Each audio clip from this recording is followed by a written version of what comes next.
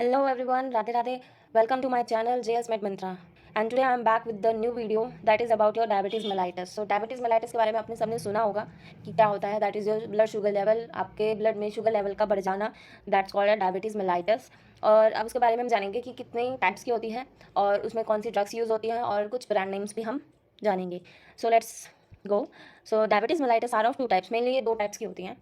पहला है IDDM. What is IDDM? It's a insulin dependent diabetes mellitus, और we can say also that type 1. हम इसे type 1 के नाम से भी बोलते हैं, जिसमें इंसुलिन डिपेंडेंट डायबिटीज़ मेलाइटस होता है, मतलब कि वो इंसुलिन पे डिपेंडेंट होता है fully. Okay, then second is your non insulin dependent diabetes, और उसे हम क्या कहते हैं, टाइप 2 भी कहते हैं. इन दोनों में फ़र्क ये है कि जो पहला पर्सन होगा उसमें इंसुलिन में ही दिक्कत आ रखी होगी. तो जब मशीन ही काम नहीं करेगी तो आगे तो कुछ हो ही नहीं सकता.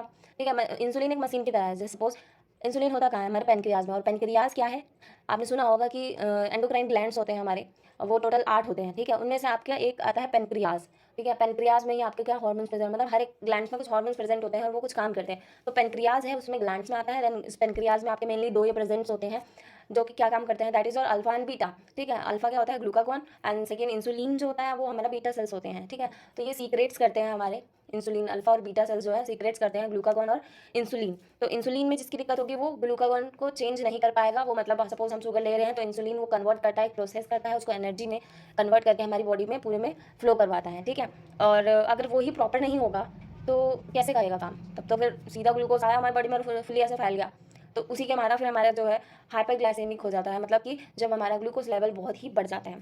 ठीक है, और सेकंड है नॉन इंसुलिन डिपेंडेंट, मतलब कि इंसुलिन तो हमारा ठीक है भाई, अब जो काम कर रहा है वो अपना काम परफेक्टली कर रहा है, बट आप क्या कर रहे हो, आप ग्लूकोज लेवल ज़्यादा ले रहे हो. सपोज एक कुछ भी है, कोई भी चीज़ ले लो, एक हर एक चीज़ का एक प्रोसेस होता है. जब तक वो अपना प्रोसेस, तो उसका भी एक प्रोसेस है कि ग्लूकागॉन गया, देन इट कन्वर्ट्स करेगा उसको ग्लूकोज को ग्लूकागॉन में, देन वो आपकी एनर्जी में कन्वर्ट होगा. तो एक प्रोसेस है, कंप्लीट करता है अपना साइकिल. ठीक है, तो आप उसको साइकिल कंप्लीट करे बिना ही क्या हो रहा है, आप और ले रहे हो और ले रहे हो. तो हर एक चीज़ में ग्लूकोज प्रेजेंट होता ही है कहीं ना कहीं. तो आप ओवर ईटिंग कर रहे हो जब, तो वो क्या होता है, अपना प्रोसेस कंप्लीट नहीं कर पाता है, फिर वो डायरेक्टली फेल हो जाता है. ठीक है, और फेल हो जाएगा तो डैट मीन्स कि आपका ग्लूकोज लेवल जब बढ़ता ही जा रहा है, तो हम जो है फिर उसकी मेडिसिन लेना शुरू कर देते हैं. ठीक है, so next level is your difference between the type 1 and type 2. अब इसके बारे में मेनली हम पढ़ लेते हैं, कुछ पॉइंट्स पढ़ लेते हैं जिससे कि हमें पता चल जाएगा कि इनमें दोनों में डिफरेंस है क्या.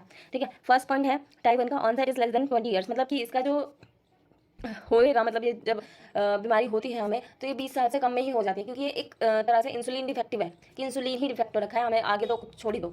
और वो जो हमारा सेकंड टाइप का होता है वो 30 के अबव होता है ज़्यादातर, क्योंकि उससे पहले हमारा मतलब ऑर्गन्स ऐसे होते हैं जो काम कर ही लेता है. बट आप ओवर से ओवर ईटिंग कर लो और कुछ भी ध्यान नहीं दिया तो डेफिनेटली उससे पहले ही हो जाएगा. बट आपका 30 से ऊपर ही इसका मेनली डिफेक्ट होना, काम सही से ना करना शुरू हो जाता है. और उसके बाद फिर आपको पता लगते लगते भी हो जाता है, आपको ऐसा होता है मेनली. और फिर आपका आ जाता है second point is normal weight individual. आपका नॉर्मल वेट रहेगा हर एक का. ठीक है, बट इसमें क्या होगा, आपका वो जो वेट है वो आपका कम होने लगेगा. ऐसे मतलब बॉडी एकदम परफेक्टली नहीं रहेगी, वेट का प्रोसेस नहीं रहेगा काम.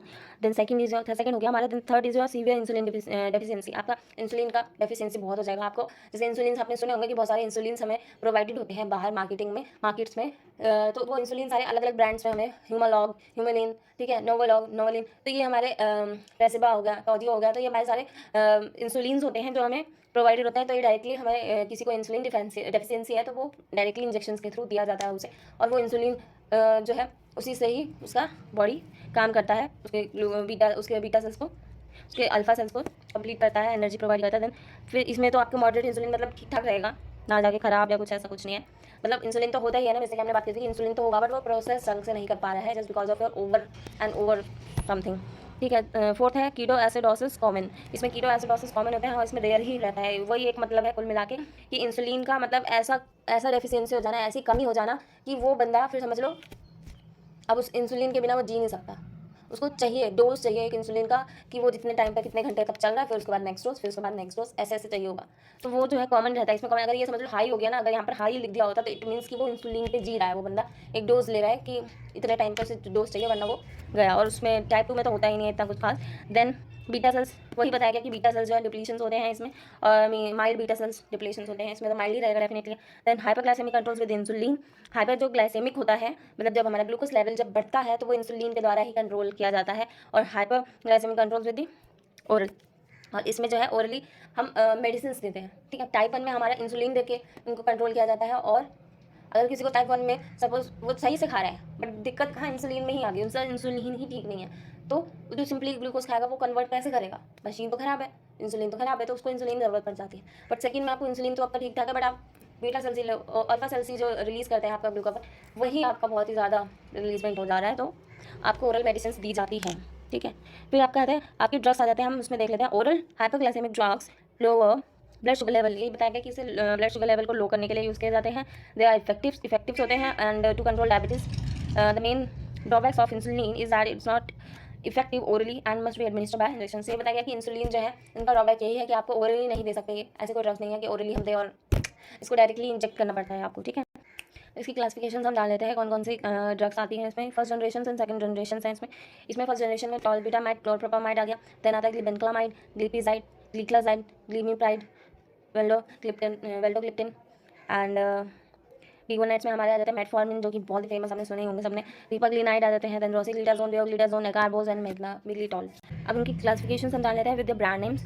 तो पहला आता है tolbutamide, Tolvex, Tolbucare, Tolvex, Tolbucare, chlorpropamide, क्लोरिड केयर, डायबोनेस, क्लोरिड केयर, डायबोनेस, ग्लिमिप्राइड, ग्लिमडा 2, ग्लाइरिड 2, ग्लिमडा 2, ग्लाइरिड 2, gliclazide, Diamicron, MR, Glizid M, Diamicron, MR, Glizid M, glipizide, Glucotrol MF, ग्लिपिवेल 5, ग्लूकोट्रॉल एमएफ, ग्लिपिवेल 5, ग्लिबेनक्लामाइड, ग्लिफोर्टेन, ग्लिबेवेल 5, ग्लिफोर्टेन, ग्लिबेवेल 5, रिपाग्लिनाइड, नोवोनॉर 0.5, यूरेपा 0.5, नोवोनॉर 0.5, यूरेपा 0.5, ये बहुत चलती है आपकी। कार्बोज, हार्बोज एंड एगिबोज 25, एगिबोज 25। तो दी ज़्यादा सम ब्रांड्स आप इतने भी याद कर लो, वैसे तो बहुत सारे हैं, जीमा, ग्लाइसिफेज एंड सो ऑन, बहुत सारे हैं। वो सारे कॉम्बिनेशन में आ जाते हैं, ज़्यादा मेनली मेटफॉर्मिन के कॉम्बिनेशन में ही प्रोवाइडेड होते हैं ये सारे। ठीक है।